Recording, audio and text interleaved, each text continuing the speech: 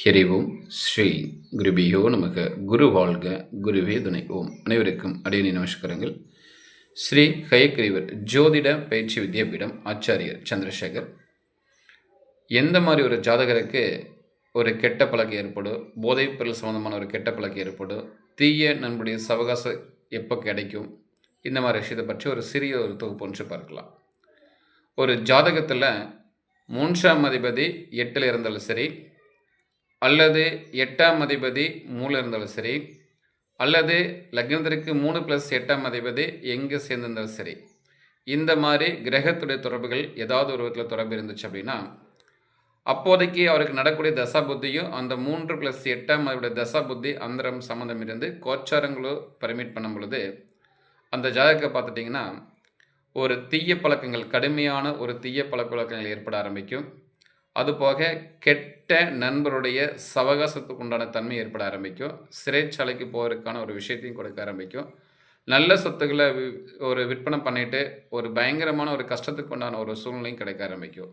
So இந்த மாதிரி ஒரு கிரகங்கள் தொடர்பு இருந்து அவருக்கு நடக்கக்கூடிய தசா புத்தியும் இந்த 3-8 சம்மந்தம் இருந்துச்சுன்னா கட்டாய கவனமாக இருக்கணும். ஸோ அந்த மாதிரி ஒரு ஜாதகர் இருந்துச்சு அப்படின்னா அந்த ஜாதகரை ஓரம் கட்டிட்டு குடும்பத்துடைய நிர்வாகத்தன்மையை இன்னொரு நபரத்தை ஒப்படைச்சிட்டு வாழ்க்கையை நடத்த தயார் இருந்தால் கட்டாயம் ஜெயிக்க முடியும், பாதுகாக்க முடியும். அப்போது ஜோதிடம் என்பது ஒரு வழிகாட்டி தான்.